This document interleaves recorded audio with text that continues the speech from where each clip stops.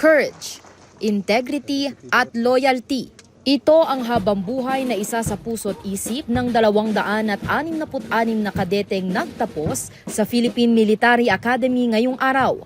Sa 4 na taong pag-aaral, paghihirap at pagsasanay sa akademya, matagumpay itong nilagpasan ng mga sundalong isinilang, nakasangga at lakas ng ating bayan para sa kalayaan o ang Siklab Laya Class of 2025. Dumalo sa seremonya ang Commander-in-Chief ng Armed Forces of the Philippines at Presidente ng Republika ng Pilipinas na si Pangulong Ferdinand Bongbong Marcos Jr. bilang kanilang pangunahing tagapagsalita at panauhin.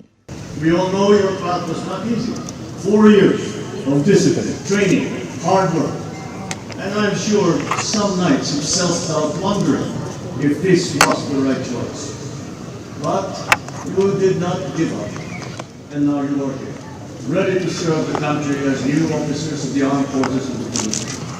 Kayo ng Siklab Laya, sundalong isinilang, nakasangga at lakas ng ating bayan para sa kalayaan. Remember that you carry a name that speaks of fire and of freedom.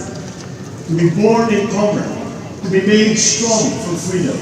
Sa kanyang mensahe, binigyang halaga ng Pangulo ang kahandaan ng Siklab Laya na itaya ang kanilang mga buhay at magsilbi sa bayan sa paglabas nila ng akademya. Ladies and gentlemen, you are a class of many friends. You are the first group to be trained on Pag-asa Island itself. You also brought the PMA's name to international fora and competitions that host your organizational military skills, from academic conferences in Palermo, international sailing regattas in Italy, India, amongst others.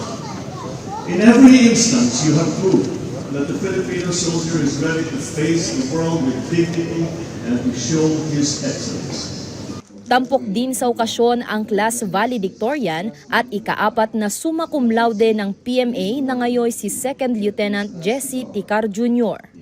Payo ni Ticar sa mga nangangarap makapasok ng PMA na laging magdasal at huwag mawalan ng pag-asa at laging ikondisyon ang katawan at isip sa hirap na maaaring maranasan sa loob. To those who aspire to be a PMA cadet, sa mga kabataan na nandyan, I can testify myself na hindi biro, hindi madali, ngunit talagang susubukin ka physically, emotionally, and mentally. However, I want also to tell you that these challenges has a purpose, and that is to serve as a tool for you to improve and to become a better, and for you to become a competent and principled military officer in the future.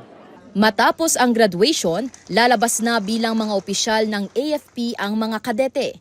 Second Lieutenant ang rangko ng mga mapupunta sa Philippine Air Force at Philippine Army, habang Ensign naman ang rangko ng mga kadeteng mapupunta sa Philippine Navy.